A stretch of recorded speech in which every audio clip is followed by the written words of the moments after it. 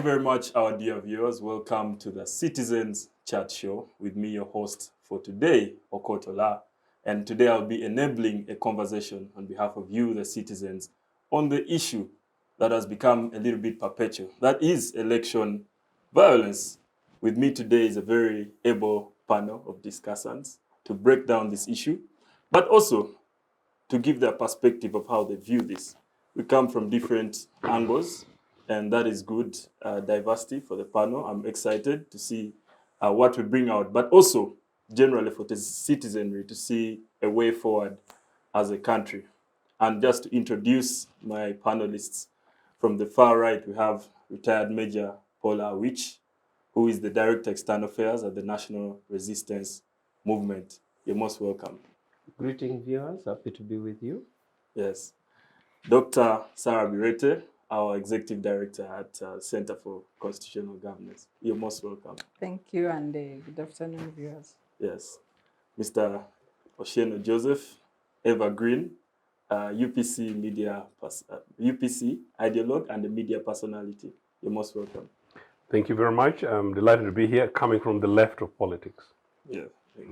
And finally, my big brother, Counsel Biamugisha Moses. You're most welcome. Biamugisha is an FTZ mobilizer, but he's also a lawyer. You're most welcome.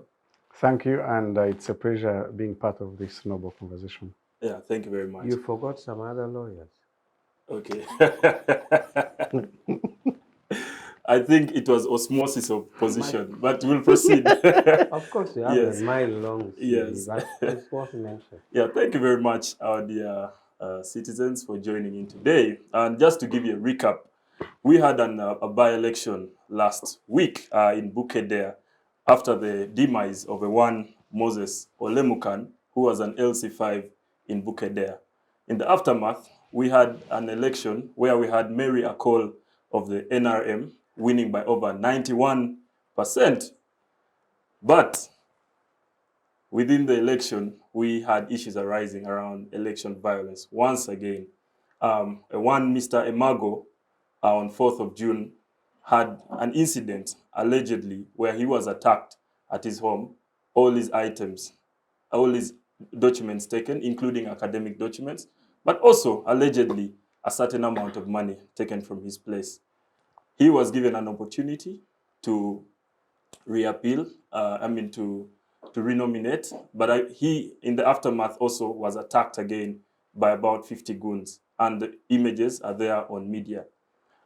This story was picked on by the president. I read this morning, trying to confirm by your colleague, Mr. Dombo, who confirmed that it was the president's message, saying that while he appreciates the NRM for its performance, 91%, but such an issue is unlike of the revolution or the revolutionary spirit with which he fought in the Bush War, starting with the issue around the 1980 election. And I'd like to start with you, retired Major Pollar Awich. What are your reflections coming from this Bukedea by-election? Yeah, the Bukedea by-election, if what the president set out to be investigated is correct, then it is really very unfortunate. Of course, at this stage, you could give the benefits of the doubt to the other persons, the other party who seem to have perpetuated that Article 44 of the Constitution says here both sides of the story. We are yet to hear both sides of the suspected perpetrators. But if that is the case, it is really unfortunate. And this calls upon NRM to recheck itself. It is true, NRM is a movement and is moving like a bus. So along the way, many people enter. Some passengers enter. So it looks like some passengers enter and don't abide by the rule in the bus. And that is unfortunate. We seem to have a tendency of overzealousness by some cadres. And that overzealousness causes us problems. It is what Museveni cast or disagreed with in his letter. Bobby Wine was saying Museveni is being hypocritical. But I would like to say that is what Museveni is. If anything has been happening and he has been keeping quiet, either it had not come to his attention or otherwise, but that is what is against that. So the cadres who are overzealous, the members who are in the bus, who does not want to abide by the rules, the conductors, and what are setting, it is unfortunate. It is in the spirit, the revolutionary spirit of NRM, to do the correct thing, to be democratic. It is democracy is one of our pillars, the 4 core pillars of the party. So it would be very unfortunate for NRM to turn around and start biting its own core pillars. So if that what happened in Bukedia is true, it is unfortunate, and according to the president's letter, I think somebody has to be held culpable. Whoever perpetuated it. It is unfortunate, should be condemned in the strongest terms they deserve. Yeah, thank you. But just to inquire further, there seems to be a longer term. This is a wide issue that has stemming from other by-elections. We had the 2021 elections where we saw a lot of deaths, but also we see a continuous trend of election violence. But at the same time, you come and tell us this is the spirit of the NRM, the revolutionary spirit. At what point did NRM apply this revolutionary spirit of non-violence in an election? We apply it at all times. We apply it at all times, and we have been applying it at all times. As I said earlier, the bus is big with so many passengers. So many of the overzealousness of some cadres pass our eyes, especially when it comes to general elections. It's so wide. It's so wide, the control becomes difficult. But I can assure you that we have applied it at all times. It's not something that we're waking up out of a scenario and said we have to stop it. We addressed our cadres the terms of engagement. The terms of engagement we always address our cadres is that be peaceful, follow the law, and act within the law, and be seen, not only be democratic, but be seen to be democratic. We have applied it at all times. Okay, thank you very much. And I'll get back to you. You talked of NRM needing to check itself. We'll get back to you on some of the ideas on how the NRM will be able to do that later in the show. Dr. Sarah Birete, you've heard what retired Major Pollar which has talked, and what are your reflections on the issue in the Bukedea by-elections for the LC5 position, but also on what he has said? I think for me, I want to start brief from the letter. When I saw the letter, the president said when he was briefed on what happened in Bukedea, it's like he was watching a film. What came to my mind was, and of course at the back of most of Uganda's minds, is an aging president, or aged, because he's of advanced age. And his category is 1% of Ugandans at the top. So you see a president now who views occurrences in the country like a tourist. Because when did violence start in Uganda? Election violence. First, let's start with the 1980 and the decision to go to the bush. I was very young. But my father, being very political active in the UPM, even the violence they talk about then, compared with what happens today, the other one was at kindergarten level. And for them, they are at postgraduate level in terms of perpetrating violence in elections. Because my father was very active, I know a few incidences where he was arrested. But if you look at the drama that happens in elections, let's start with the first elections, which were by lining up. There was violence in some parts of Rubaga. Which year was this for our viewers? The 89 elections. Okay. There was violence in the elections. Even where there was no competition whatsoever in terms of party ideologies or party belongings. There was violence mainly in Kampala. When you go to Semogere, when he was campaigning under 96, yes, 96, people were beaten in Urgunjiri, where Moses comes from. Even then, the president and NRM had higher controlling majority in terms of popular support. There was violence in that election. Violence escalated in 2001 when Besigye stood for elections. People were killed. A certain lieutenant colonel drove an army truck in a rally in Mukono. Ran over campaigners, people that were waiting for Besigye. Another soldier shot people in Mengo. So many scattered elements of violence. The likes of Manene and others that were arrested died in custody. From then on, violence has been increasing. But Dr. Sarah, he says maybe the violence is because of the NRM is a mass party. I'm coming. You know? I'm coming. I'm coming. And with that comes many elements, even though it's not the party I'm line. coming. Yes. Even when everybody was by force conscripted to be in NRM, there was violence. The first multi-party elections were in 2006. And under the new dispensation of the 1995 Constitution, but we had high-level electoral violence in 2001. More violence in 2006. I'm sure the members who act on the other side of the political divide will share with more specifics. Just in 2011, what we had does not fit to be an election. And I remember a conversation we had with a high-level citizen who was then serving in the judiciary but now retired. I will withhold the name for obvious reasons. He said that we need to help the judiciary and maybe by law define characteristics of an election where if one is missing, then that exercise does not qualify to be called an election.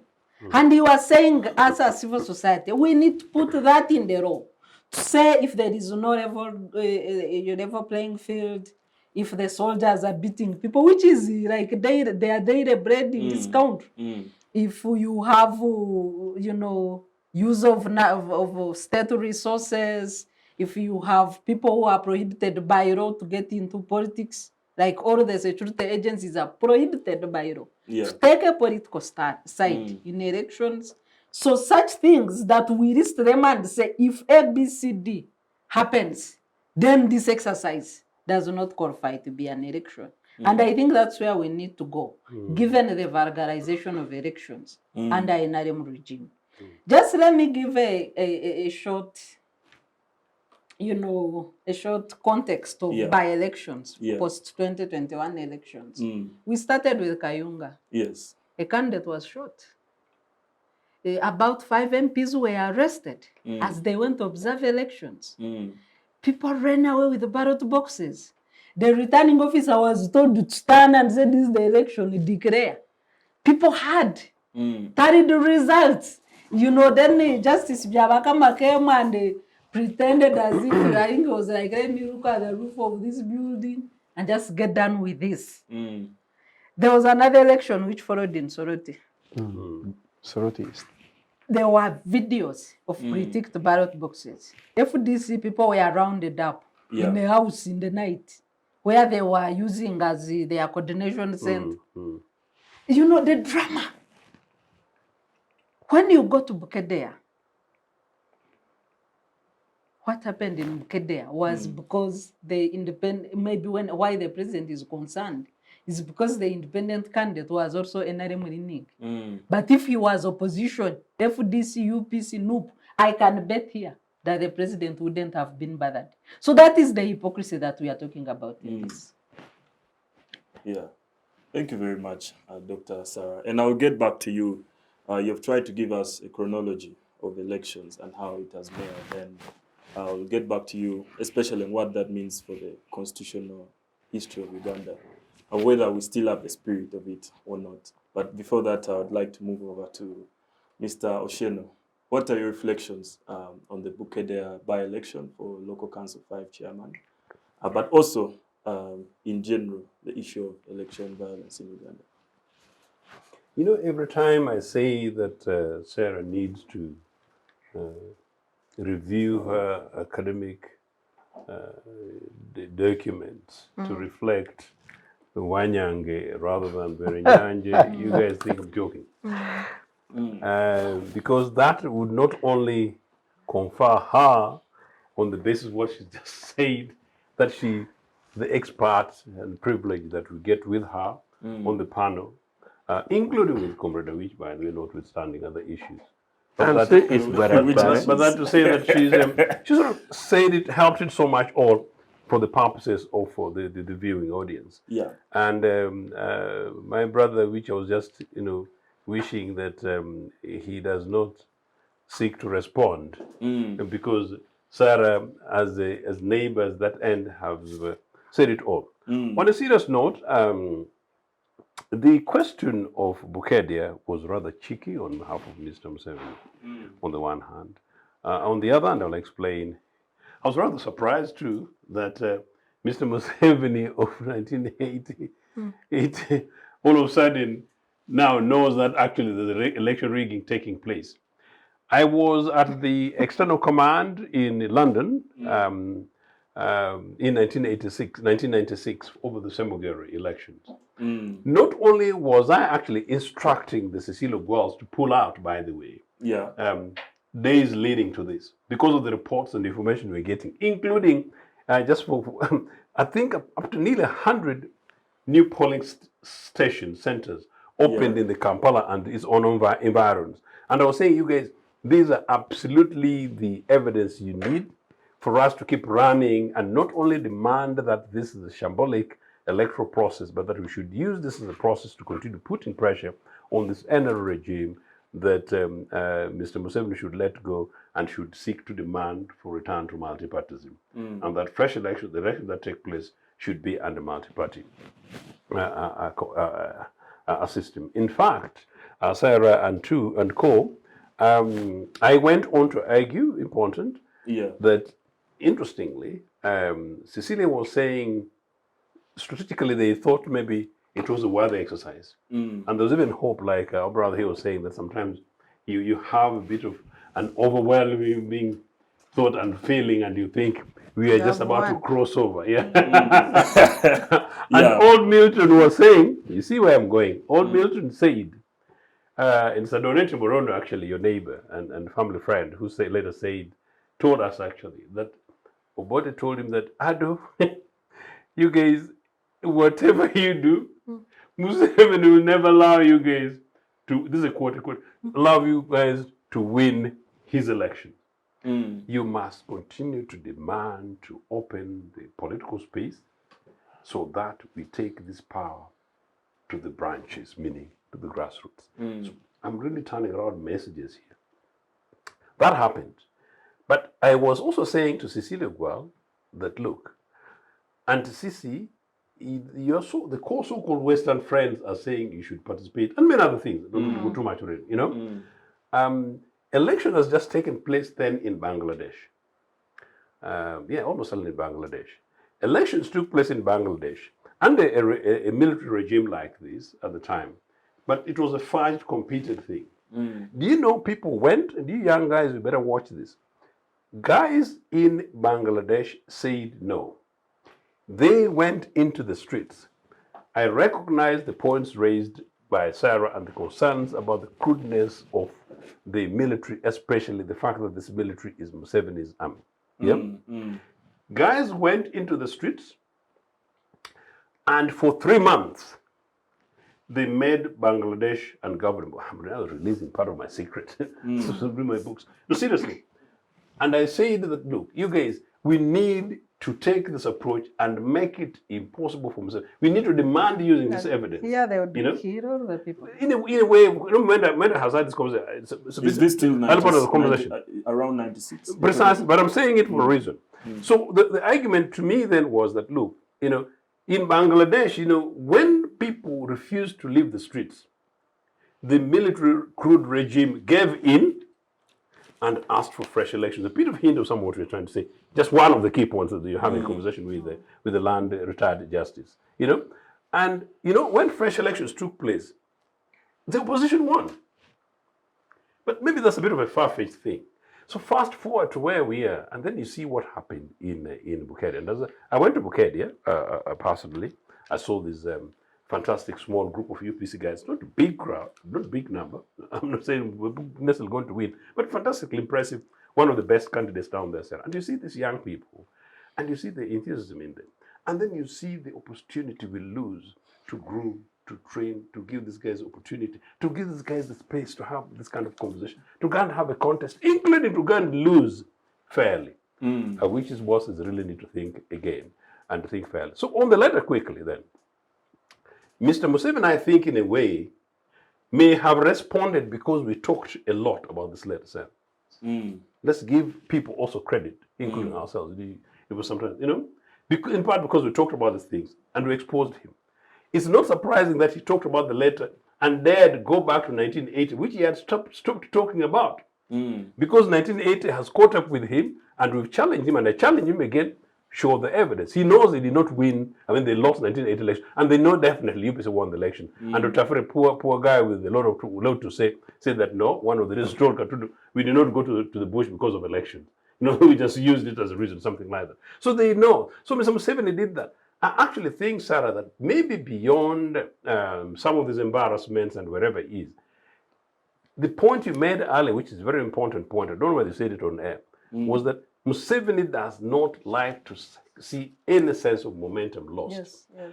And on this, I think because the thing was so fudged, and because the primary biggest victim, by the UPC candidate, did not get nominated also. They took away our agent. The guy spent 2 days in jail. Our agent. Yes, there were two people who were, the agent for UPC candidate. They came and pulled away the whole file from him, and they detained him for 2 days. The crudeness. Yes. The crudeness. Which Like election? electoral the commission.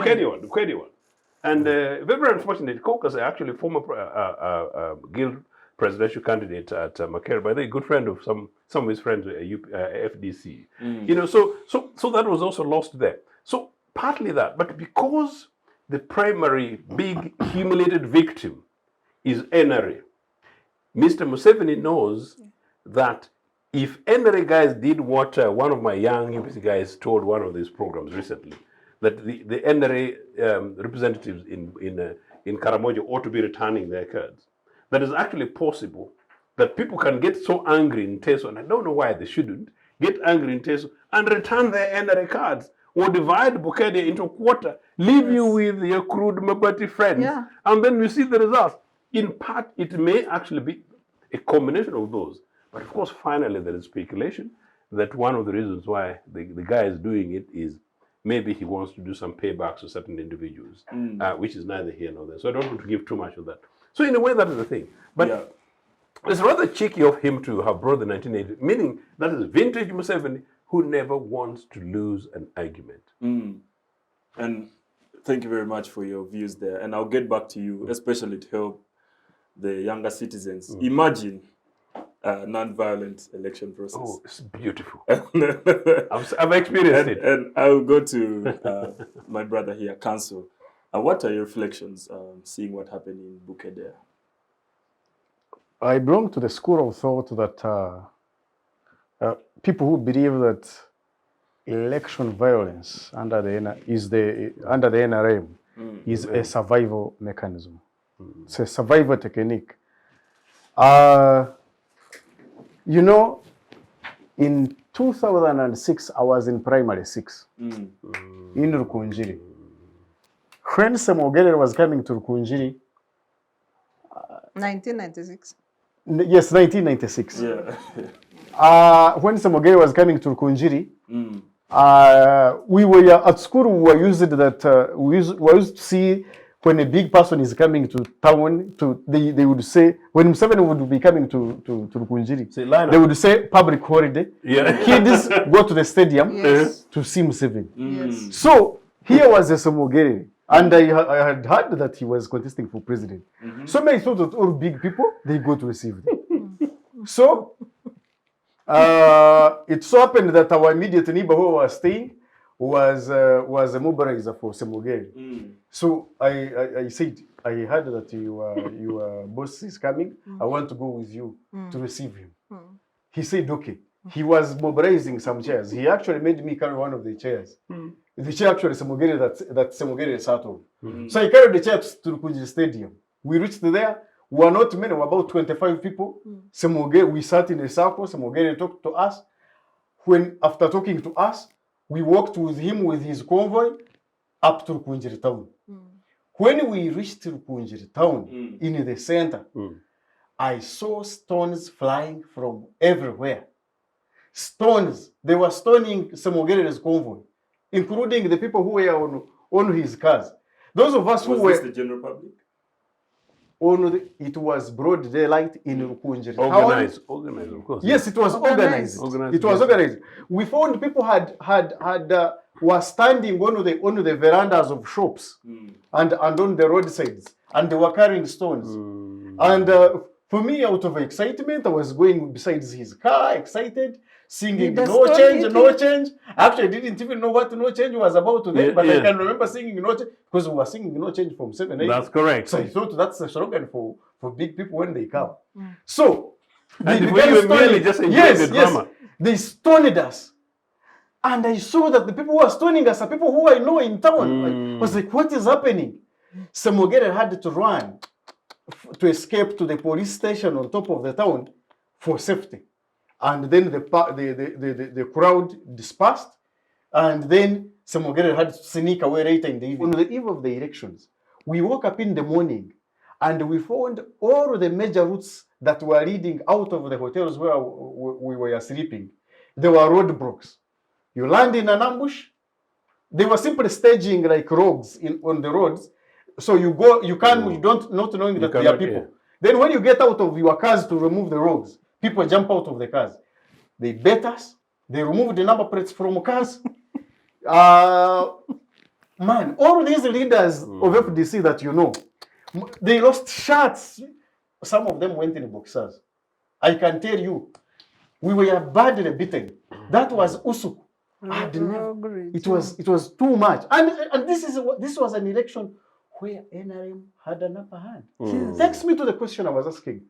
Why does NRM go in an election, even when it has an upper hand in terms of popular support? What do they have? But it goes in for do or die. On another by-election, when we were in Kasese, in a by-election where Winnie Chiza was contesting as woman member of parliament. Me, Chibanzanga Christopher, the former minister, and other colleagues, we were held hostage in a house for over 12 hours, and bullets outside were firing. Actually, they attempted to break in. We all found refuge in the ceilings of the house. We were kept inside that house. Me and Minister Chibanzanga then, he was in FDC. We were kept in the house, and again, I mean, a lot of power, a lot of energy, and I ask myself, why? Why? Why don't you let these people come out? These are ordinary people. These are just agents. Maybe they will sit on a polling station. Then afterwards, you can even borrow stuff. You can do anything. But you hold them hostage in a house, and you have the courage to even keep firing bullets outside so that the people don't come together to rescue them. So for me, and those examples, including what I have seen in the times I have been moving with Dr. Besigye, seeing live people doing it with impunity. In another by-election when we were in Mbale, the by-election that brought Jack Wamai. Yes. We Mbale then was an FDC stronghold. So I think the field was tough for them. So what they did, they waited for us in the Tale Center. We went into the Tale Center. They had identified key polling stations where they had majority support, where there are thousands of voters. So what they did, they connived with the electoral managers of those polling stations to do technical mistakes like not sealing. Instructed them anyway. yes, not sealing properly those documents, those roles. After when the row is clear on how you seal an envelope after you have I've even forgotten the declaration forms. Yes, those things. So guys brought those things in their courts, and yet the law is clear that you must cover them properly, put them in the box and rock and seal and record seal. So the effect was that those boxes that had those challenges, they had not to be counted. But these are this is where we had majority support. We had to fight physically. We had to fight. So for me, So you participated do you in think- violence. And I wanted to also inquire further. Is it only NRM? Is the overzealous You have a nature pen. in elections You have a private on the NRM? Or does FDC, NUP, all these parties you try their see, best? violence is perpetuated by people who have leverage on the powers of coercion. They have the power, yeah. Powers of coercion. Who has this? Who has the police? Who has the GISO? Who is in charge of the process? Who controls the Who tools of controls? violence? Who is keeping electoral materials? Who is instructing those electoral managers on what to do? Those are the power. Who has the power to come at a polling station and say, arrest that one, detain that one, grab the agent's card, Or a fire- letter from him. You know? Fire bullets. Yes, or fire bullets. Those are the people that perpetuate violence. The people who are firing. By the way, in that election, as if holding us hostage was not enough, the Kasese one, eventually they rounded some of our colleagues that were able to get, and they trumped up charges that they stole phones. People like Mugumia Sam, Mwishiche, they had to spend years going back to Kasese answering charges of phone theft, which were not there, but simply to get them out of situation. So for me, if I had seen, because I have seen scenarios where NRM, I've seen scenarios where NRM is going as a matter of do or die. My conclusion is that election violence is a survival mechanism of the national resistance movement. That's why they facilitated Kapoza Mtare to do what he was doing. We had even forgot about him Yes, in Uganda. even Kapoza go and pray. Yes. He's now in Ubunyoro supervising oil. Major Pollar, which was trying to rebut something. No, In the process of- Pollar, which talked about individual enthusiasts within the system. But while one might be tempted to believe him, you can reflect on the response of the regime towards those individuals. How does the regime respond? They are promoted after elections. Yes.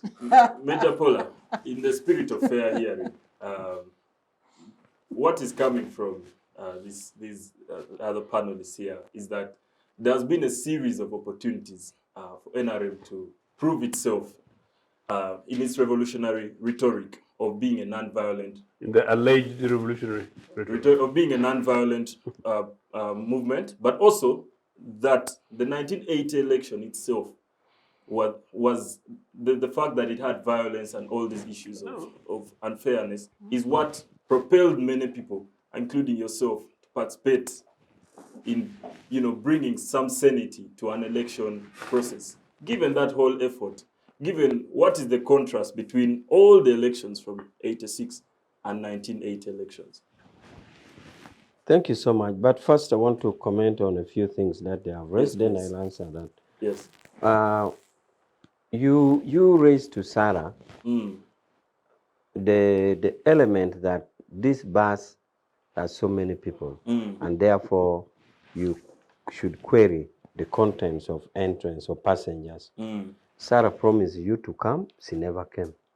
It was just a tactics of pushing you away, and she continued with her attack as usual. She said, I'm coming. She never came. So you can see But you can come on that one. But the point there is, we have insisted again and again that if NRM, being a mass party, is a revolutionary party which is in constant move, and many people come in, and some cadres actually get to a higher position than even the passengers they found. So the individual actions of such actors should be separated from the revolutionary spirit of the party. And the next thing for us is, if such a passenger has now entered and is behaving contrary to the norms, what do you do? I think that is the challenge that we have. But problem identified is problem I have, even if we have not got a solution. So if Sarah never came, I think I have come. There was also the element that we take every election with seriousness, even where we seem to have an upper hand. True, we really don't joke. We mean business. And therefore, when we go for election, we have not come to joke. We, first and foremost, our method of campaign is to state the service delivery that we have done, to demonstrate the record or the performance of the party in that place, demonstrate the competence of the candidate, and be vigilant to that extent. So, if that amounts to taking it serious, we take it serious. Just to query, and we do it in all elections. Just to query right there. Does that mean in your briefings, which you talked about in your first statement, the terms of engagement? Terms of engagement. Yes. It's strictly to do with the nationalism. There's no terms of engagement towards security, towards RDCs and all these players who have the means to violence. No, we brief them. We state them their roles, and we always call on people who don't have roles there. RDCs come in because they're chairmen of the district security committees. So they constitutionally, they are duty bound to ensure that security is there, whether during elections or after elections. They have the duty to ensure that people go to their gardens and dig, people go to their disco in their district and dance, people go and vote. Whatever aspect in a district is under the mandate of the security. So the RDC is a chairman. So it becomes more active in the case of campaign because they're suspected to be violence. That is to that extent, but not to be partisan. Okay? So that is our terms of engagement. I think then that opens up, and we will have a discussion on RDCs and the security. If you have evidence to that effect, if you have evidence to the contrary, then we can handle that on a fact by fact, case by case basis. But I'm telling you our terms of engagement, which is a ground rule and a lawful positions. The other thing is, my land brother seemed to have confessed to violence. He says they fought, they had to fight, and I don't think I would be happy. I know you. I would be happy for any NRM cadre who is deployed to report back to us in the secretariat that we fought. Say no, that's not your role. If there was an illegality, including violence, we know who we should contact, who you should ring, and who you should bring on board. But I wouldn't be happy for any of our cadres to report back to the secretariat or to whichever command post that we fought, like the way council is saying. So, your question. Yes. You package it again, just in summary. The last one. No. I wanted to run over what they have said before. Just a question, Mr. Moderator. Yes, please. If you allow me. Yes, please. Just on the point of fighting, and I want Awich to share his views on the Arua by-election violence, where the president said that I have watched the clip, and on a state, he was addressing the nation about Arua post-election violence. They brought for me clip. I was hearing that an MP was beaten. They brought for me clip. I watched. I saw that actually he was beaten properly. So is that part of the norms that he's talking about? Wasn't that an issue to do with the construction, the word properly? Yes, but I'm quoting the president. I was hearing that an MP was beaten properly. Then my people brought for me clip. I watched and I saw that actually he was beaten properly. So what does that mean in terms of election violence? I think what I'm picking and what my question was, you've had hundreds of chances of individual elections since 1986 to prove that you are different from 1980. At what point do you think you've done better than the 1980 elections? No, at many points we have done better. We have done better.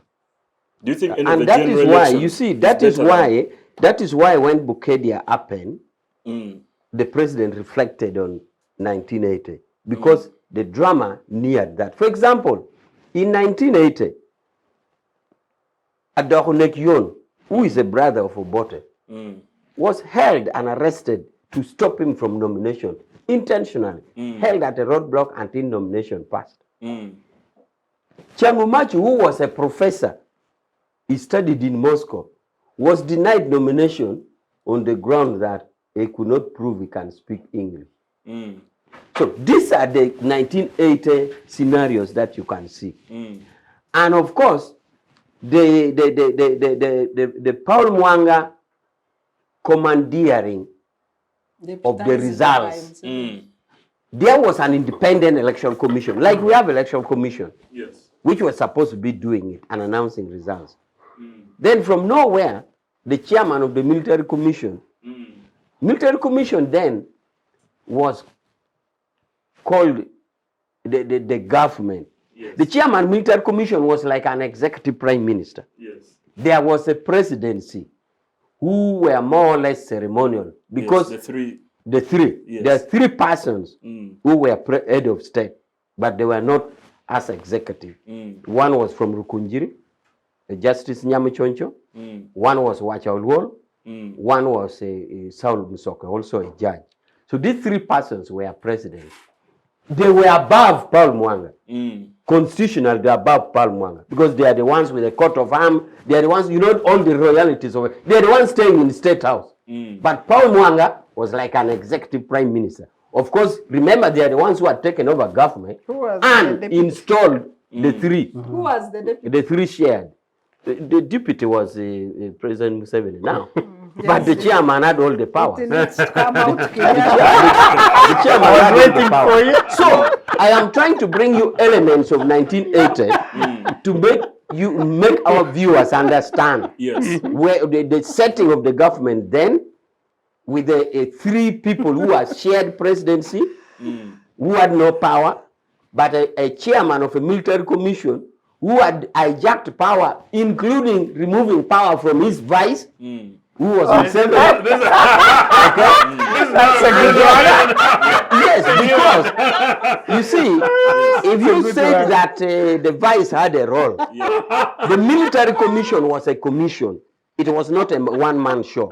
So to associate other members of the military commission, you needed proof that they sat as a commission and resolved to do what they did. Nowhere has Paul Mwanga cited that we sat as a commission and decided. A commission is like a committee. Okay? A commission is like a committee. But it's supposed to do either, the terms of reference were clear, either decide by consensus or decide by vote. Now, all along Museveni has been saying Paul Mwanga did this. Paul Mwanga has not, even in his lifetime, cited a meeting where there was a resolution of the commission to take over the role of election commission. Moderator. So it was a role of a chairman But who did what it. do you say to someone who says there was blocking of nominations then, and we are seeing it still?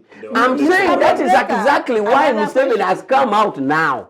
I'm saying that is why Museveni has come out to say, come on, this is what happened. And now it is happening. I can't believe it. That's why he wrote the letter. Because he came out. Before I come in, I have a question for him, not chip in. Where is it in our history that the commissioners are protesting, having not been part of the decisions or acts of Paul Mwanga? Where have they protested? Where have they ever written, even in a memoir or anything, that we were not part of this commission or the decisions or the acts of the commission? Museveni has protested. Where? He said it right from 1980. So what do you mean? You mean me to ask whether it is in a conference center, in a state house, or what? Because you are saying, no, Sarah, look. Sarah is saying the commissioners were okay with it. Sarah is saying the commissioners were okay because there's no evidence. But I'm saying the vice of the commission has cried ever. Even from 1980. The chair of the commission has cried ever. So what else are you trying? What evidence are you trying to say when I'm saying a vice complained? You are asking for evidence of who complained, unless you are saying evidence in writing. But I'm saying if you want to know that it wasn't a consensus of the commission, the vice complained and has continued to complain right from 80.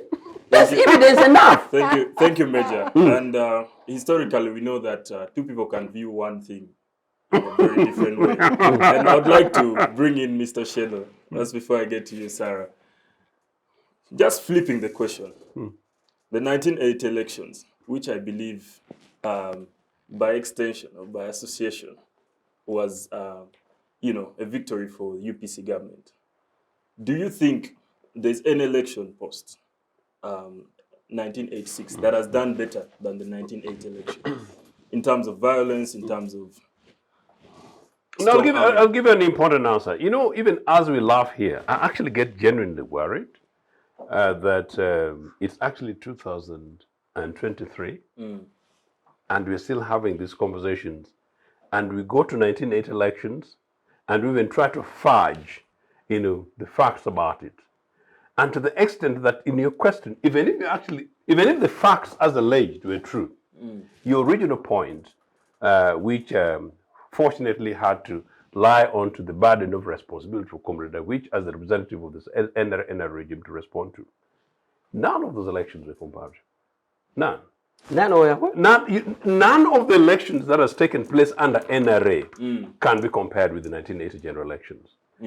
Notwithstanding everything else that took place. Now, the 1980 general elections Commonwealth Observer reports are there detailed. By the way, the Commonwealth observers were first invited in the annals of its history. So actually Uganda first started on that. They gave their clear recommendations. Just to contextualize, not to politicize.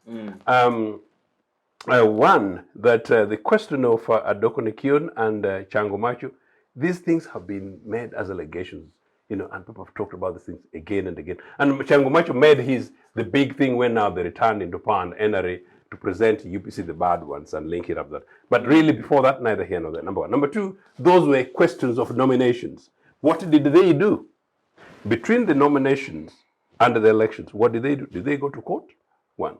Number two, since then until today, I have been asking, where on record in which court, not about court of public opinion, because part of public opinion is a fudge one that's being presented by Comrade Awich, where did they go? And I'm flanked by you four fantastic lawyers.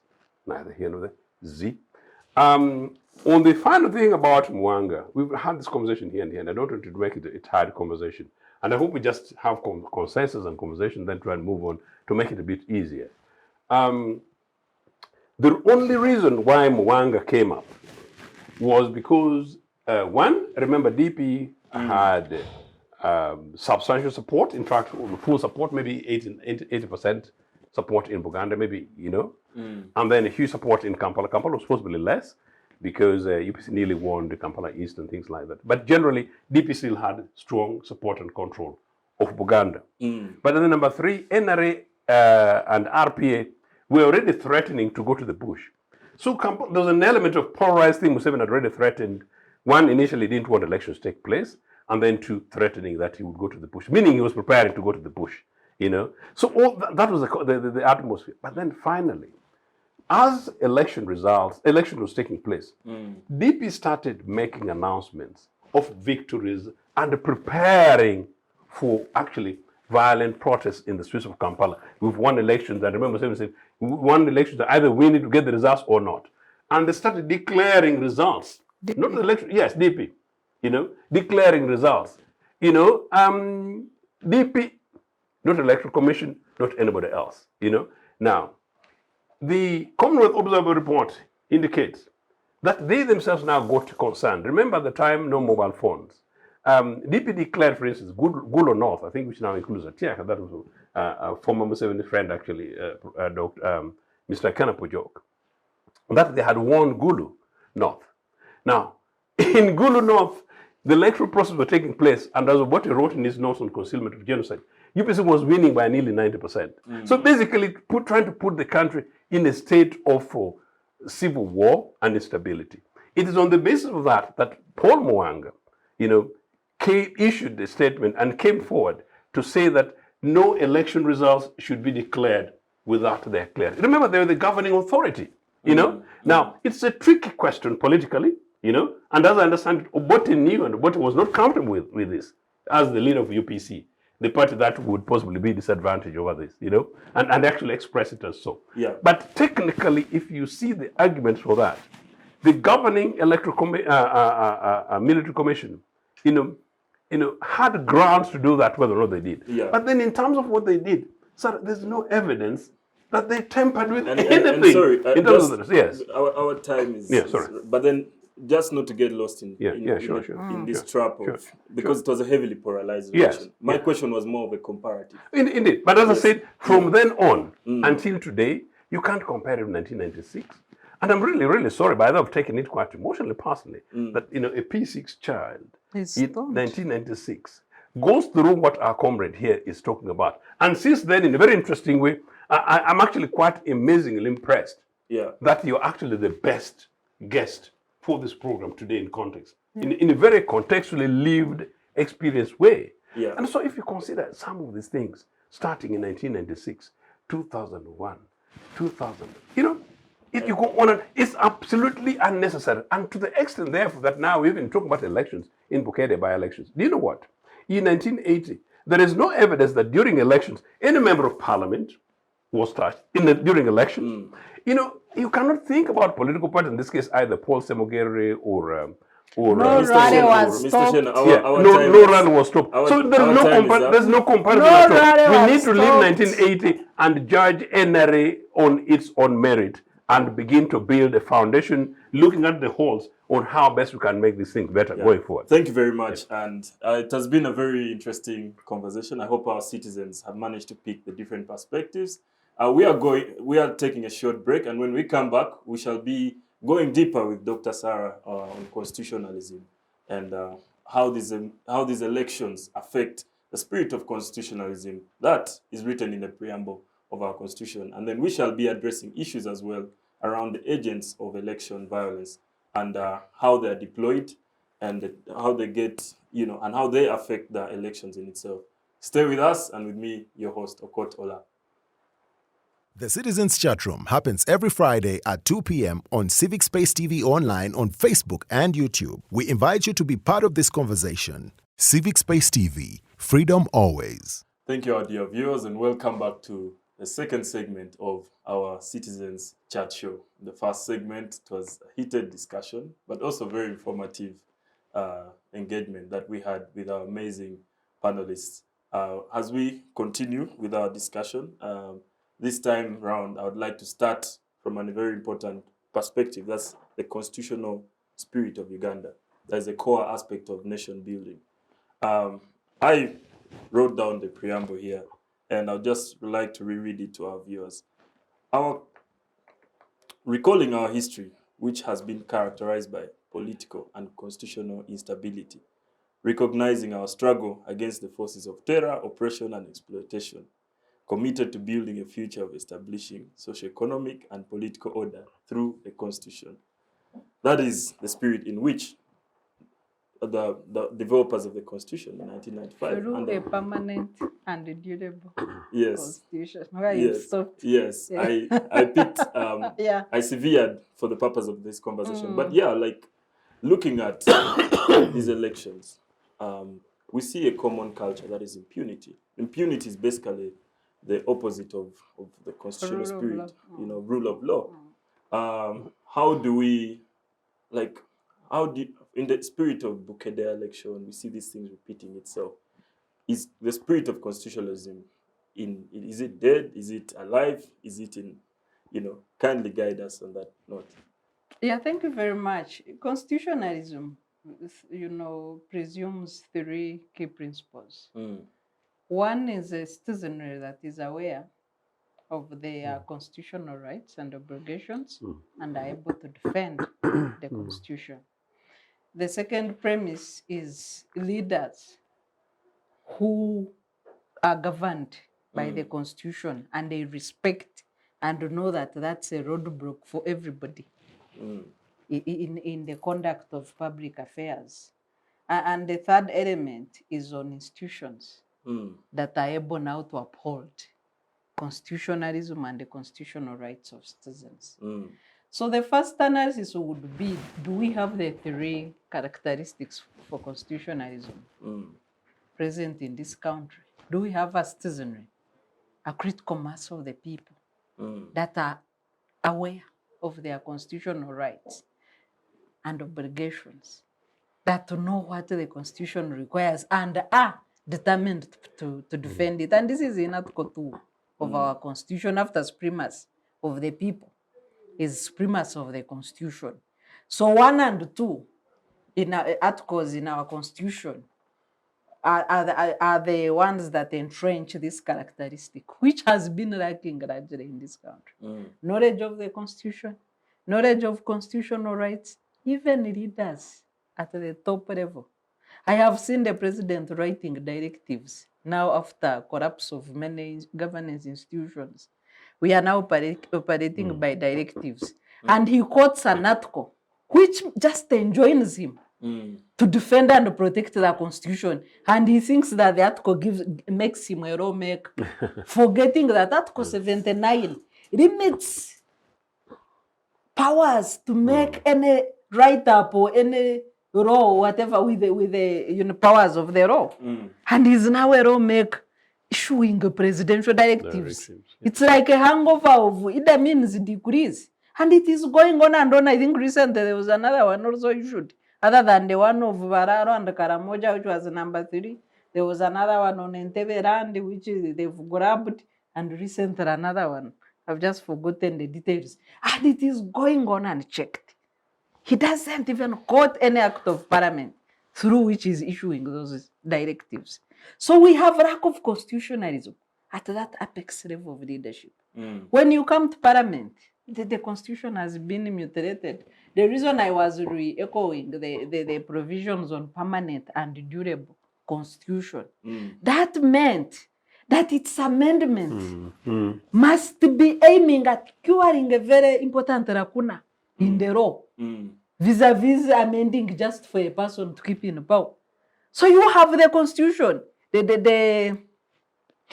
basic of the constitution, the basic structure doctrine, where term limits that was ruled under in the Age Limit Act as the basic structure of the constitution. So when you remove the basic structure, it's like removing a foundation from a house.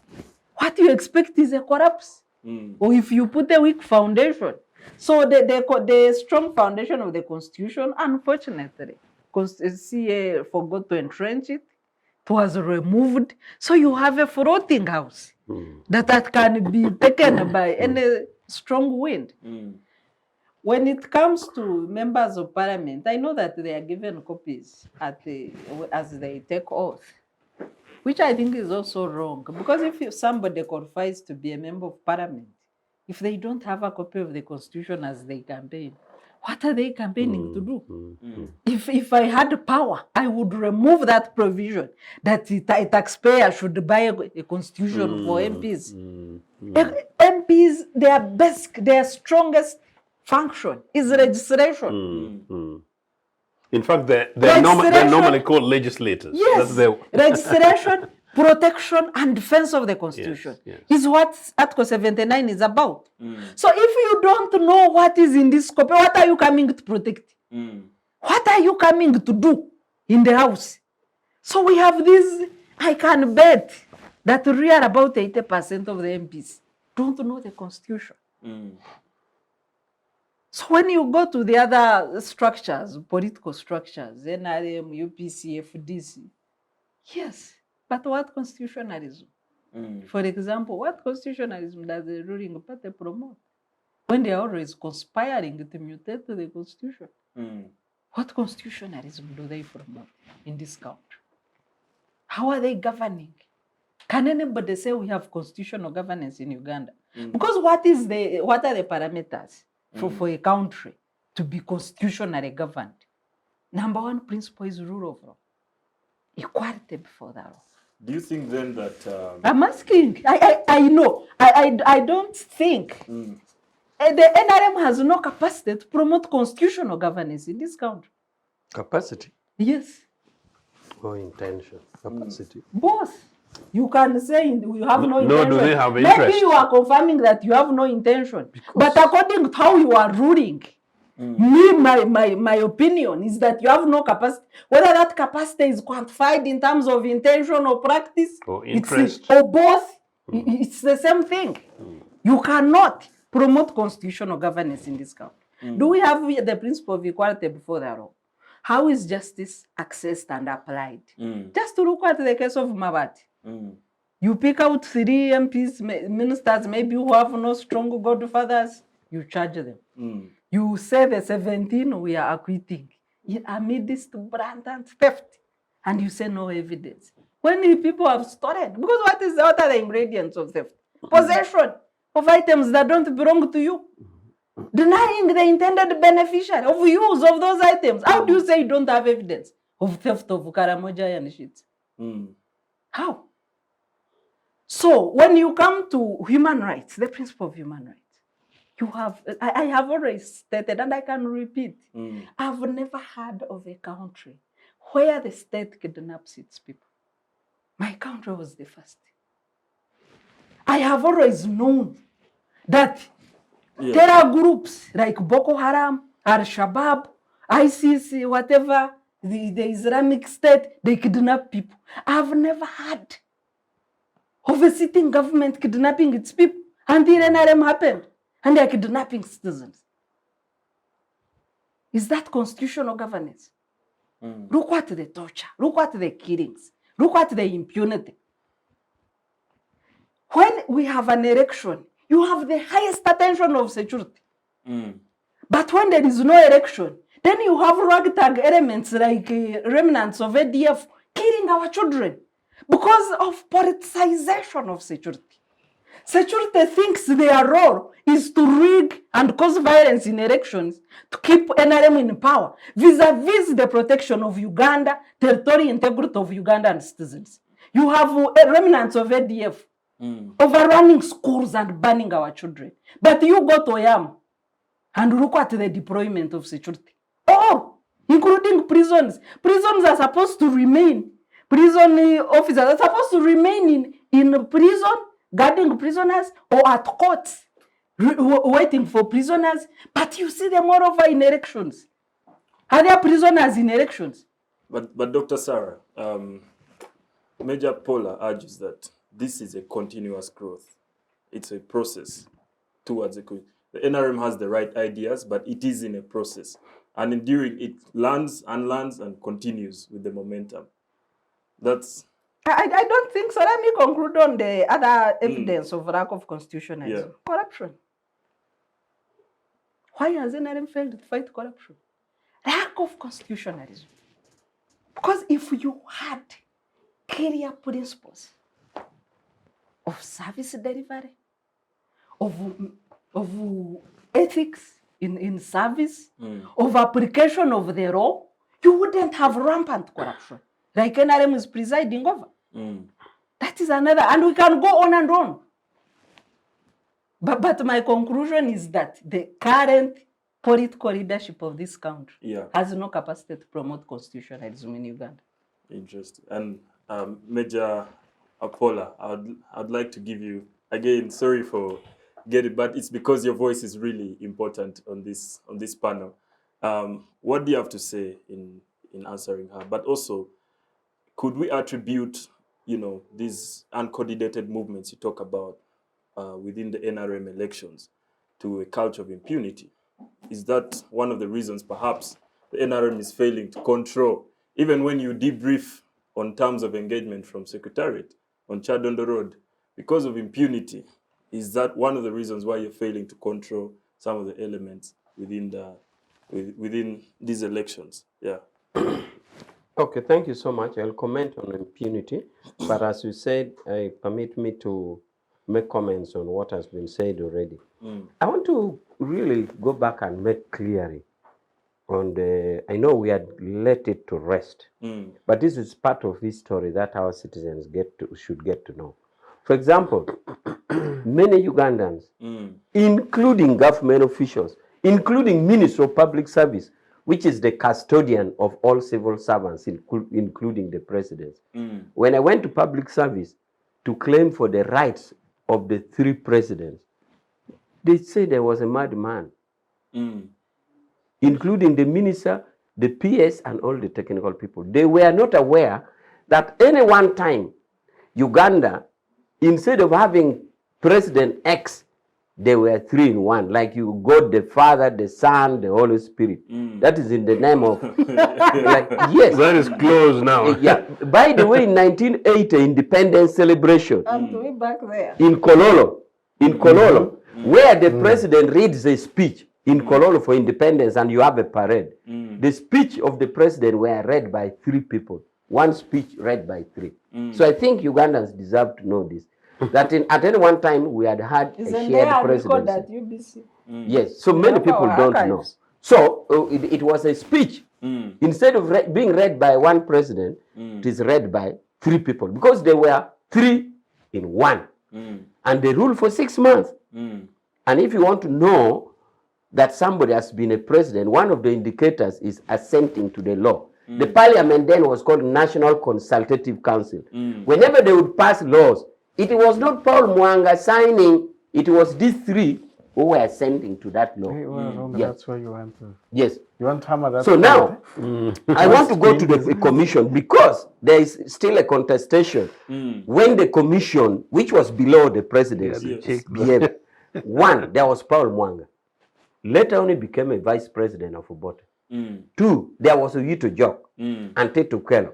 These were commanders of Chikosi Malum. Chikosi Malum was a military unit. Chikosi Malum actually means special unit or special battalion. Yes. Chikosi is a unit. Malum is special. For example, you're a presenter. If they say you're a special presenter, they said we're presenter Malum. So special unit or special battalion was by Obote, headed by Teto Kelo and Uyito Jok. Museveni had from NASA. So these were part of the commission. And I think Ejalo, good enough, he's an OB of Ntare School. I thank him for that. But And you may all see these him. people became ministers in Obote regime. And you Meaning may therefore, the commission was left with President Museveni alone to protest for its ills. All these ones. So I wanted to He make had that look for clear. reasons to try and Now, make a point. Interesting. Sarah mentioned a copy of the Constitution. This one is not partition per se, but I think the spirit behind giving the MPs a Constitution is not partition. It's not NRM or. No, I politician. mentioned. But I think, didn't Parliament. mention NRM. Yes, I'm saying, I just want to comment maybe for clarification for our viewers, is that the idea of giving a Constitution to members of Parliament who are elected is not to presume their ignorance. It is rather a symbolic act that you have come here to defend this. Otherwise, the Constitution an MP can buy in Uganda bookshop or on the street. So Sarah seems to think. So Sarah seems to imply, because Sarah seems to imply to the viewers that giving the Constitution is to say these members don't know. But I think to be fair to them, giving a copy of the Constitution is a symbolic act. That remember, one of the votes they take is to defend the Constitution. It is just a symbolism. Not that you are ignorant about it, or not that you can't buy, but that this is what you're coming to defend. I think we should be fair to them. Because if we're not fair and frank, then we vulgarize the debate. So the issuance of a copy of the Constitution is not the ignorance of the members being sworn in, or their inability to buy, but the symbolic act that this is what you are coming to defend. So I think it is better to share that views. Now, I like to comment about elements of amendments of the Constitution. Yes. Because we may seem to lead our viewers into thinking that once the Constitution is amended, then that amounts to not being constitutional, or the killing the spirit of She Constitution. spoke about the basic structure. The basic structure is determined. If you mean the basic structure in the Constitution, it was ring-fenced in the CA. What is called, what is the legal term? Entrenched. Entrenched. Those are the basic elements. There were entrenched provision where Parliament can't not amend. If you ever dare to amend that, go back to the people. So, it is therefore not correct for each of us to come in your own discretional term to say this is the most important element. The Supreme Court decision. That Supreme Court decision is the opinion, but even the Supreme Court decision. So what effect did it have? Decisions are precedents. You see, It's not an opinion. entrenched provision that cannot be amended is clear. Entrenched provisions are ring fence, and they're called entrenched provision. Don't tamper with it. So if the court thought that it was that, then they could have come out clearly and said, you tampered with the entrenched provisions. But otherwise it would... But I think what you're saying is that amending the constitution for one person and for one person's interests, logically, is against the Amended the is Mr. basic idea Moderator, of can rule I of law. rephrase? Yes, please. The Supreme Court of Uganda, not of Kenya or India, ruled that term limits are part of the basic structure of the 1995 Constitution. This is a precedent of Uganda. Whether it is entrenched or not, go and appeal maybe in the East African Court. I don't know where you can appeal. This is the Supreme Court of Uganda. That's what I'm quoting. You see, if that was the case, Yes, please. Sarah is a lawyer. She should have known that before these people go to court, they have what is called framed issues. If that was the framed issues, then the ruling would have had an effect. So why is it inconsequential? Do you follow? No, I don't agree with that. That is misleading the Let's talk interpretation about of the court amendments, the decision. amendment So of- I was saying the constitution is not hard and frozen. A constitution is a living document. It can be amended. So a mere amendment of the constitution, especially when you amend following the constitutional provisions, like for example, you amend the provision which is amendable and you follow the due process, it is not wrong. It is not a sign that we are not being constitutional. A constitution is not hard and frozen. A constitution is a living document. And actually amending it gives breath of life to it. So we should not say by mere amending the constitution, you are unconstitutional. No. I want to make that clear. The other aspect is that Sarah also mentioned that NRM has no capacity. Yes. Really? Yes. Who is the judge? If you talk of having no capacity to be constitutional, are you talking in terms of among the rank and file of NRM, those who are graduates, those who are lawyers? Because you're talking of capacity. Capacity measurable. What does it mean? Is it meaning that you see among you cadres, you are not educated, you are illiterate? Or among you cadres, you are not adult of sound, or you are not of sound mind? What does it mean by capacity? If she had said, for example, NRM has, because if you say capacity, actually that amounts to an insult. Because you are, in other words, saying we are incompetent. How do you judge? Are you the judge? You are the complainant and the judge in your own case. Capacity would either imply lack of education, lack of lawyers among NRM, what is capacity? If you said we lack the interest, maybe that is debatable. But I can assure you, we have the interest. And this now brings me to a point of process to show that we live to the letter and the word of constitutionalism. We all know that there are three arms of government, and they have been working. Whatever shortage that you may say, we have the legislature, we have the judiciary, we have the executive. To the extent that we have always been fighting to have the majority so that our views can sail through. If we were living in total oblivion of the legislature, we would let go. People have even talked of rumors of bribing the legislature. If we took, if I have said rumors, if therefore we were not concerned about the respect of them, why would you bribe them? If you really think you can bribe them, it means you value their role and you respect their boundaries. You really do, yes. So bribing this is evidence of constitutionalism. I said it is rumors. No, the bribing I mean here, don't quote me out of context. The context I'm saying, by the time you go to convince somebody, it means you are respecting his power. So that's how much. Whatever, whether by word or mouth. But the ingredient is that you go to that person respecting his role. If you did not, you wouldn't bother. Whether by word or mouth or otherwise, you wouldn't bother. The fact that you go to him and persuade him otherwise, it means you know that person wields power and therefore is an arm of government. The other aspect is regular elections. There was a time when we had a problem of, I don't know, not Corona. Yeah, I think even Corona. Some voices were coming, telling Museveni, why don't you postpone the election? Why don't you postpone the election? Museveni said, under no circumstance, we must be seen to be constitutional.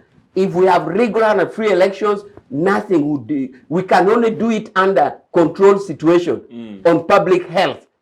If we were not constitutional as a party, many voices had come to Museveni. Hey, you prolong yourself. You say there's corona. You prolong. Museveni stood his ground and said, come on, we have to be constitutional. Constitution provides for regular elections. It is 5 years, it is 5 years. If it is corona, let's know how to do it under corona. Okay? This therefore brings me, I can list on and on, but I want to say, on the issue of impunity, that is my last number 6. Yes, kindly address that. I am alive to all that you are saying. Sarah, you read for him. Number 6 is saying what? Number 6 is saying what? Proceed. Impunity. Yes. So I am very alive to your fact. Yes, let's number proceed. 6, I've noted impunity. I'm coming to it. I'm very. This is the discipline of the cadres we have. You have to be alive to listen to your friends and take note. I don't listen to myself. I listen to you, and that's why I take note of impunity as my point number 6. So, impunity, by its definition, is an act with total disregard to the law, and where you do it with abused freedom. This is one of the strongest things condemned in NRM. We don't want impunity. We have many occasions done things like you are actually sacrificing a cadre because we don't want the impunity. And that is why even in this latest letter, the president is saying we can't see that in Bukedia. To see that in Bukedia going on would amount to impunity. So unless somebody is here to cite me... The Iron Sheets case, for example. Oh, I thought you were talking of political impunity. yeah, but Or that's Kampala criminal. killings. Yes. Or Kampala killings. Who has ever been Even punished? the manner of I mean, it's basically rule of law. Even the Kampala manner of killings, driving. who has been punished? Yeah. So even the manner of some of the leaders and how they drive around the traffic, and it spreads down to the population, you know. So the culture, impunity as a culture within our society is what we're discussing. Impunity is condemned, even if it continues to exist in some aspects. Now, this brings me to what Sarah says about presidential directives. To that effect, to show that is not allowed, many times, contrary to Sarah's way of doing it, is that the president has come out with directives and pronouncements to instruct that those actions should not be encouraged. And he has several of them, 3 or 4 directives. These directives were mainly targeted at curbing impunity. So, it is now upon the lower cadres like us to see the implementation of these directives. But the political will is seen even in writing. On several occasions, the president has issued directives on curbing impunity. Yeah. Nobody is above the law. Nobody except Thank you very the much, president. Major. I'd like to come back to this side. This has been the listening side. Yeah, we always do. For the second, and I believe that's part of the discipline of your respective parties. Which is copied from NRM. But Council Moses, in the first segment, and something they said that you have had a lived experience with elections under the NRM regime. In the first segment, I asked him a specific question that they give, terms of engagement to their candidates on how to behave, but at the same time, they give terms of engagement to security. Now, in a multi-party democracy, that alludes a bit to, because you don't bite the hand that feeds you, or you don't, it kind of alludes to a certain unfairness. It would appear that all these parties, would brief security. But that was just something to chip in, to show, to bring up this topic.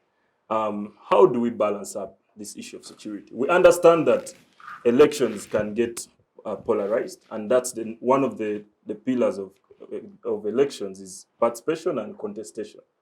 But then, how do we balance off so that the security is not a strong arm for one side? I think, to be fair to ourselves and to the viewers, we have to appreciate that,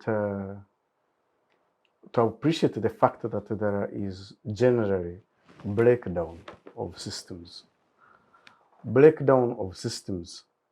And by the way, to relate it with the point he concluded with, even that breakdown of systems is supervised, it's intentional, and it serves the impunity of the people in power. You know, you have got, when we are in the field, you get amazed with how, with the chain of command. By the way, it can be a district with a DPC and his entire structure, but you find other individuals come from outside and they overrun the system, they overrun the security, they set up their own detention centers, they set up their own tally centers, even apart from the Electoral Commission, and the Electoral Commission is briefed on what to do. You get amazed. In Bukedea, by the time Mr. Museveni writes a letter over those things, where is Byabakama and his team? The gentleman was beaten and unaddressed in front of Byabakama's team. Yes. Where are they? Where are they and what is their role? What is their role? The whole answer is that they are not in charge. The people whom we expect that under the law are in charge of the electoral processes, they are basically not in charge. That incident of a house in Naguru where Besige went and where they were politicking votes, they were taking and relaying information to the Electoral Commission at the Tally Center. The Electoral Commission was not in charge. Even when you go on, the GSOs are more powerful than these electoral managers, the staff of Byabakama. So there is an intended system breakdown, which breakdown serves the junta, serves the regime. So for me, I cannot engage in a conversation of between the police and the candidate. Oh, please. Those ones don't.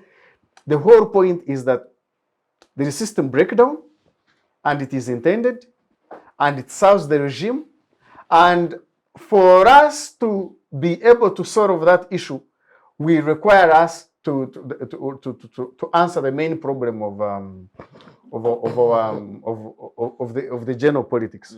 For as long as we have a Mr. Museveni, and I'm glad you talked about some writing, some history of the conversation of some gentleman who said, someone who said, I think was it about telling other people that don't expect to win an election. Telling Tiberondo, yes. Yes, you guys are going in and don't expect to win Museveni's election.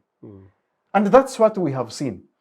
Before we came on air, I was telling you colleagues that for the years we moved with Dr. Besige in these general elections. And I'm glad I've moved in this country about 4 times and reaching close to a sub-county.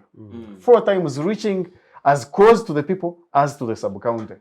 Holding those smaller meetings both day and night, attending rallies, engaging in real mobilization beyond the rallies, and participating in the management of an election. And witnessed firsthand how someone comes, overruns the electoral process with impunity, and is like, what can you do? What can you do? I mean, you can't do anything. They can even afford to say, announce this. Example. Rukunjiri woman by-elections where But opposition won. No. Before we won, actually. Before we won. We won because we went to court and brought that evidence to court. But what happened in the Tally Center when they were announcing was different. Before our candidate went into court to win a by-election to win. And that is just one example. And I earlier on told you about the bar. Do you see how they fight in their own elections? In Yes. the NRM primaries. Yes. You know, I said that NRM has no capacity. It's not that I didn't know what language to use.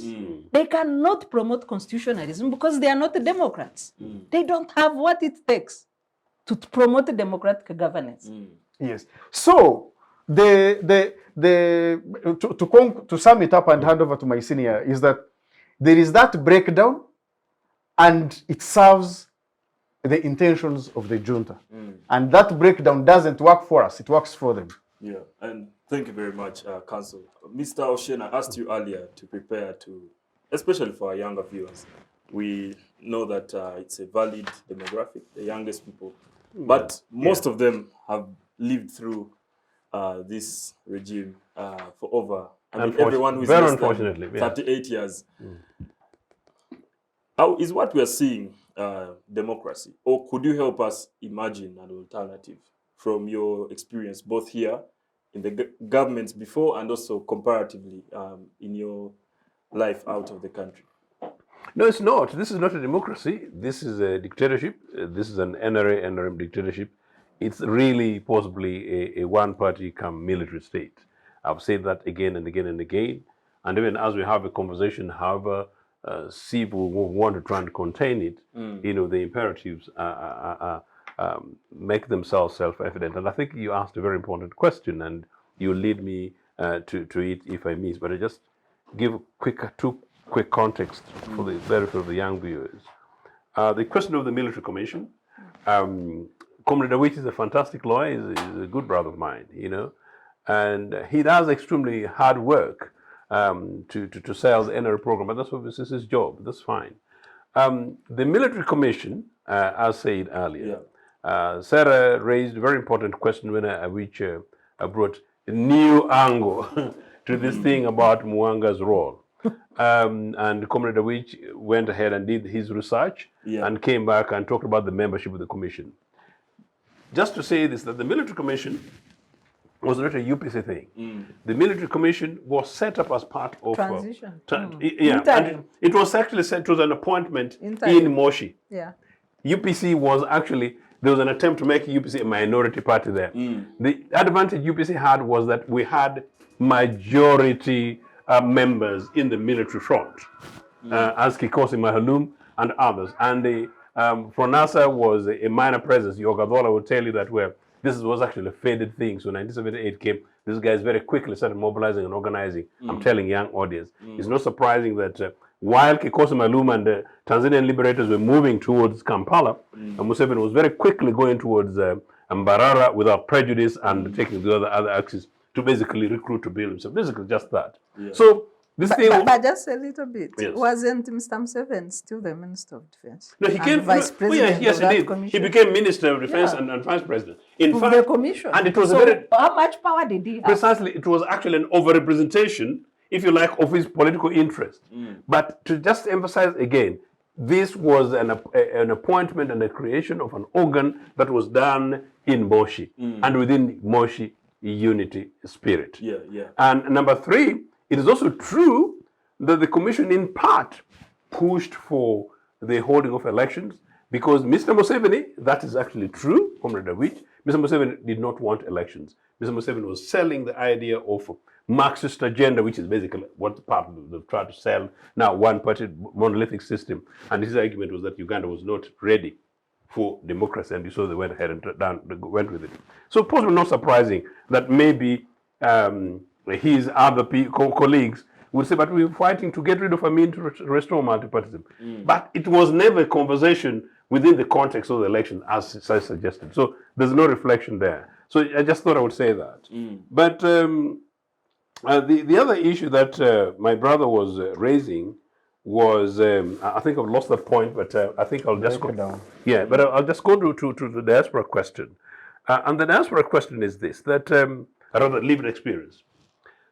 I was telling another network within the last several days of the experiences of Mr. Museveni's letter, which now I remember the point I wanted to make. The anomaly in Mr. Museveni's letter was one, if true that this man has been sleeping for the last 40 years, that he doesn't know what's going on.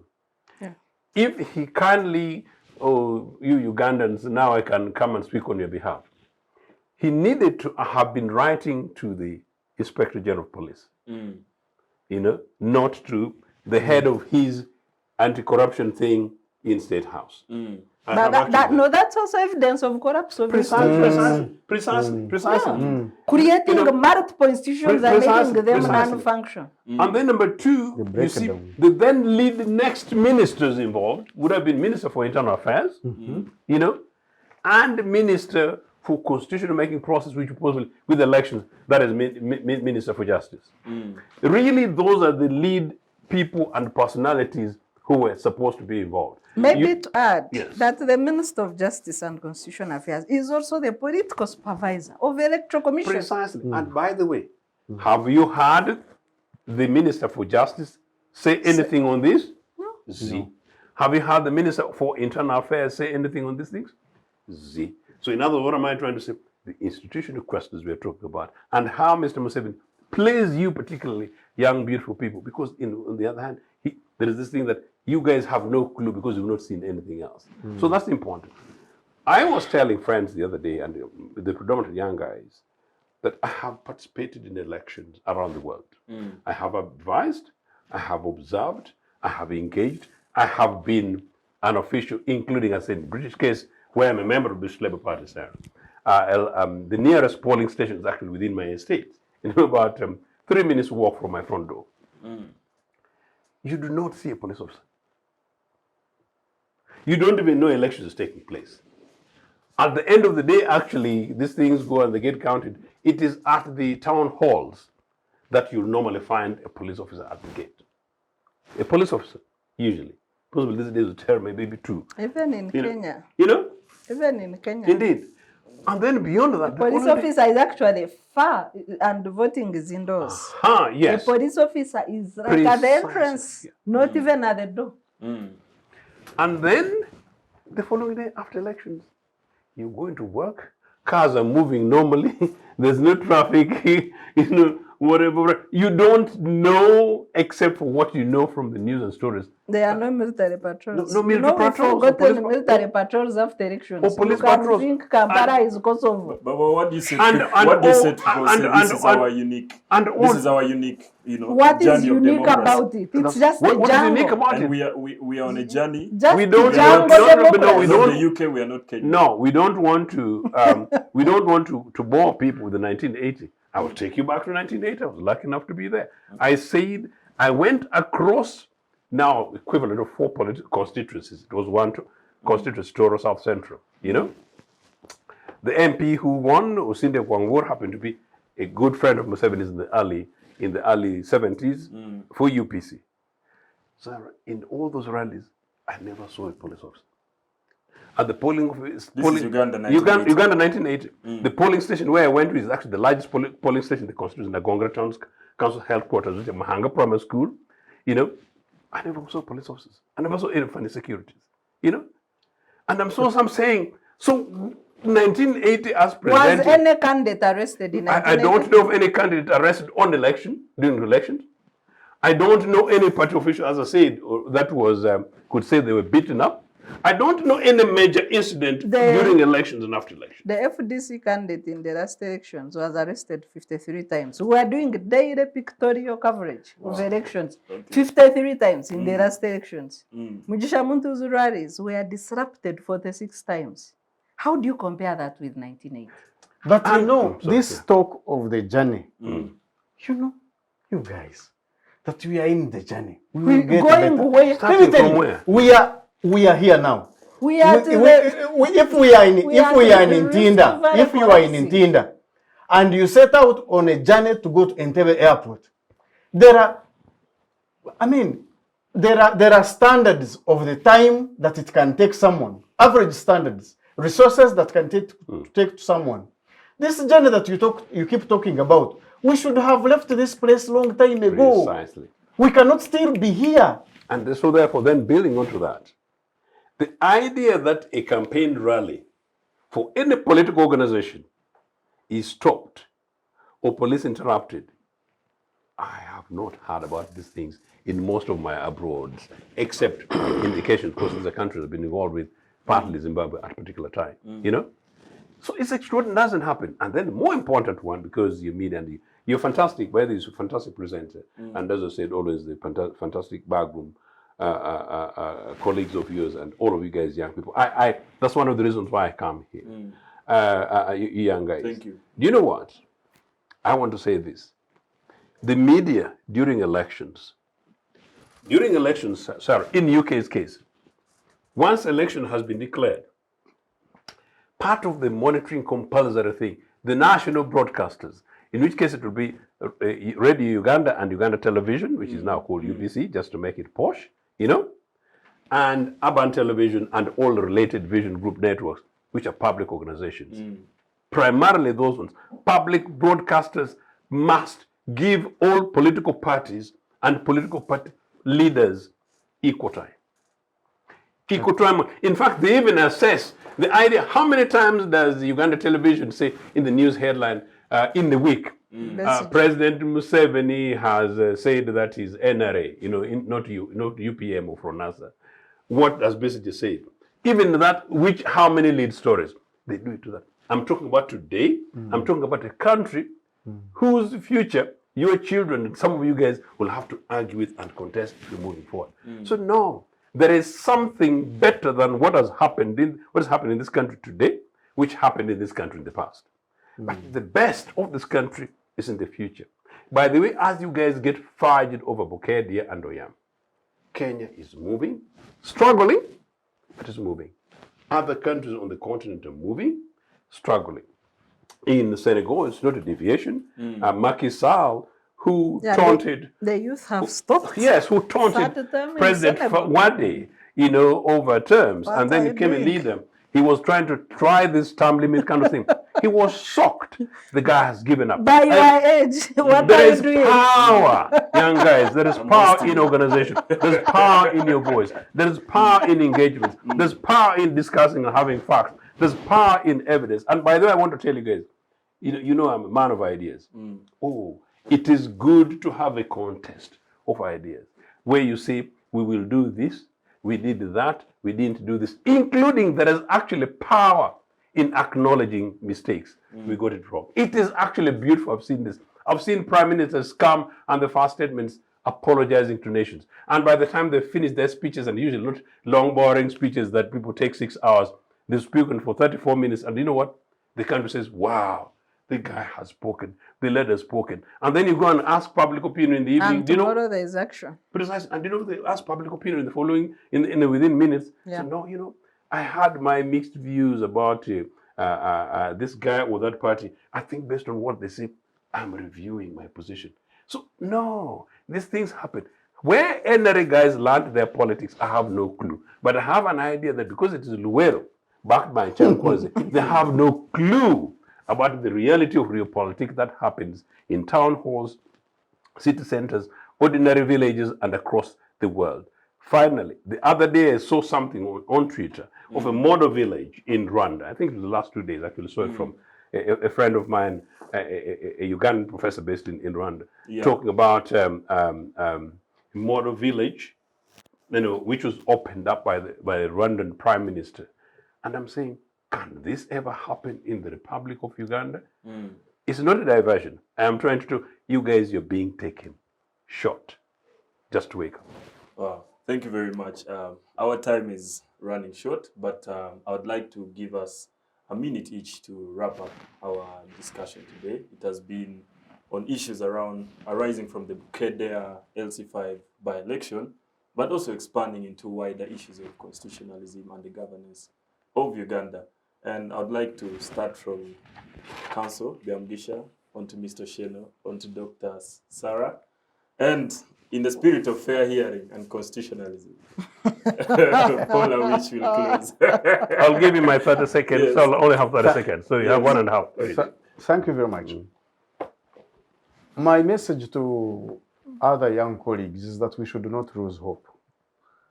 I think there are signs that our efforts, the efforts of those that have been working hard to ensure that Uganda becomes a better country, will pay off one time. It might appear a very hopeless situation, but I would like to comfort you with the message or the fact that it gets darker as it gets in the morning. Let's stay hopeful. Let's keep working hard. This is our country. We can't change to become Rwandese or Sudanese or Congolese. We were born here, we'll die here, we'll fight to make a better country. Thank you. Thank you very much, Council Moses Biarhang, Damgisha, and for your opinions as well earlier in the discussion.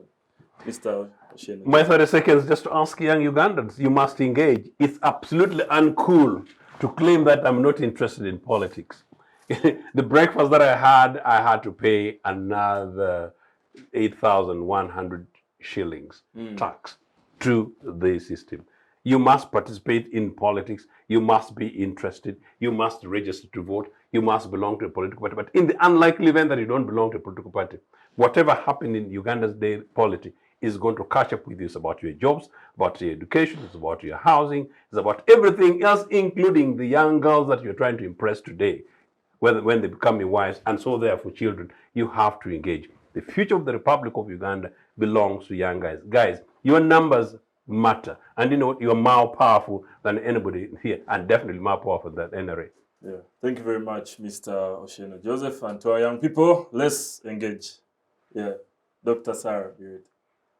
Well, the young people are good enough, the most enlightened. So a country that has 78% of its population as young people should have increasing lower levels of ignorance. The young people know the definition of democracy, the ideals of democracy, the argument that we are a young democracy to run away from impunity and vulgarization of elections is a bastardization of our country. And young people should reject that. Being a young democracy does not mean that you organize elections to beat people, kill citizens, run around with ballots, politic and ballot stuff. This vulgarization must stop, and the power lies with the young people because of their demographic dividends. Thank you. Please act. Thank you very much. Yes, and finally. My brother from the Congress gave me 30 minutes, and I will just make, no, 30 seconds. I'll make bullet points in reply, not to explain. One is that as a party, we don't give instructions to security. We are equal players. Two, in a patch, like the by-election of municipality, it is the UPC who disarms the police. Three is that there's a wrong use of use of the word junta. Junta is a group of people who took over government by force. We in NRM have been having regular elections for 5 years. But so how did you come? We are not a junta. How did you come? Oh, this Four is that by the time Museveni was vice chairman of the military commission, he was not minister of defense, he was minister of regional cooperation. The next and the second last maybe provision which empowers there's provision which empowers the president in the constitution to create offices. That's why you see other offices. It's not acting ultra virus. The next is the deployment during election is as per security threat. We would actually wish to have no policeman, but the security people determine in their wisdom the threats, and that is how they deploy. We have threats in Kazesa. And then finally here is that the journey is long. It's not true. Today, America is celebrating 247 years of independence, and Uganda is celebrating 60 years of American relationship, meaning that, and yet America got diplomatic note right from the day. So you cannot say we are not moving on a journey when one country is celebrating 247 years and you are here. It's a journey. Is that why now, finally, my message to the youth is, please, we value your support. You have been supporting NRM and participating. We have economic program for the youth, youth livelihood and others. Go out there. NRM is not only talking of persuasion for you to love NRM. It is by service delivery. Go out and economically empower yourself and be with the NRM. Thank you very much, retired Major Pollar Awich, and all my dear panelists for the day. It has been a very intense and engaging discussion, an exchange of ideas, I believe. And I have learned a lot. I believe the citizens out there have learned a lot as well. Till next time, With me, your host on the Citizens Chat There's Show. a youth in German Development Corporation, ZTZ, who follows us clearly. Yeah. Please, greetings and encourage your fellow youth to follow. And also get in touch. Yes. There's a youth in ZTZ. Nice. You know, UPC is the future. You know? All right, I think that wraps it up for today.